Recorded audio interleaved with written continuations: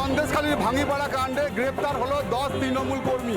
2019 সালে লোকসভা নির্বাচনের পর তৃণমূল জয়লাভ করে এবং পরবর্তী হিংসার জেরে 3 বিজেপি কর্মীকে খুন করা হয়। সেই ঘটনার পর তৃণমূল তার রাজনৈতিক প্রভাব খাটিয়ে মূল অভিযুক্তদের গ্রেপ্তার করতে দেয়নি। অবশেষে কলকাতা হাইকোর্টের নির্দেশ মতো সিবিআইয়ের স্পেশাল ক্রাইম ব্রাঞ্চ তারা কিন্তু তদন্ত চালায়। তারা তদন্ত চালিয়ে গতকালই 10 তৃণমূল কর্মীকে গ্রেপ্তার করেছে। এই ঘটনার সঙ্গে এই তৃণমূল কর্মীরা প্রত্যক্ষভাবে জড়িত। এর আগের প্রাক্তন মুখ্যমন্ত্রী যেদিন ঘটনা ঘটে সেদিন নিজেই বলেছিল যে আমার বাবারা নিজেরা গুলি করে মারা গেছে। এটা উনি নিজের স্টেটমেন্ট দিয়েছিল এবং তারপর থেকে শাহজাহান শেখের নাম ফাইল থেকে বাদ গেছে।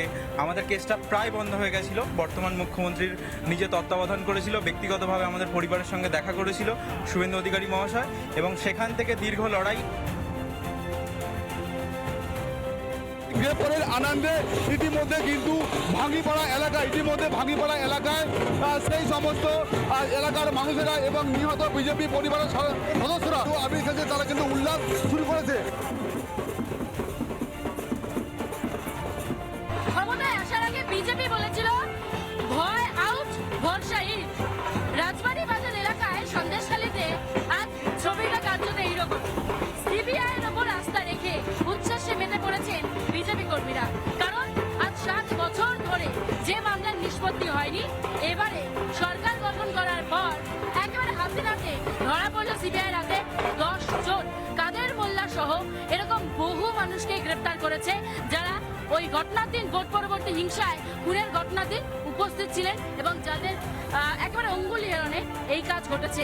বিজেপি করার অপরাধেই আমার স্বামী সহ আমার 2 দেওর সুকান্ত মণ্ডল এবং দেবদাস মণ্ডলকে প্রকাশ্য দিনের আলোতে এবং এই প্রশাসনের সামনে নৃশংসভাবে কুপিয়ে খুন করা হয়েছিল। এবং আমার আরো যে দেওর দেবদাস মণ্ডল, যাকে এই কাদের মোল্লা পায়ে গুলি করে 2 কিলোমিটার রাস্তা পায়ে দড়ি বেঁধে বাইকের পিছনে বেঁধে টানতে পার্টি অফিসে নিয়ে গিয়েছিল, কুপিয়ে টুকরো করে তাকে খুন করেছিল।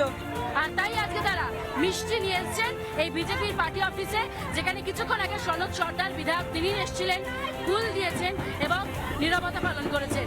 নিহত পরিবারের তরফ থেকেও পরিষ্কার জানানো হয়েছে যে তারা কোথাও গিয়ে বিচার ব্যবস্থার উপর ভরসা রাখতে পারছেন। সেই আত্মবলিদানের আজকের তার সুবিচার হলো।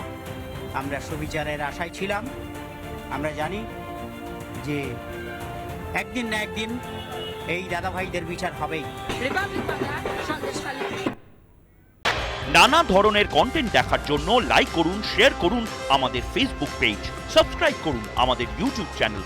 পাশাপাশি অন্যান্য ব্রেকিং নিউজের জন্য অবশ্যই চোখ রাখুন রিপাবলিক বাংলায়।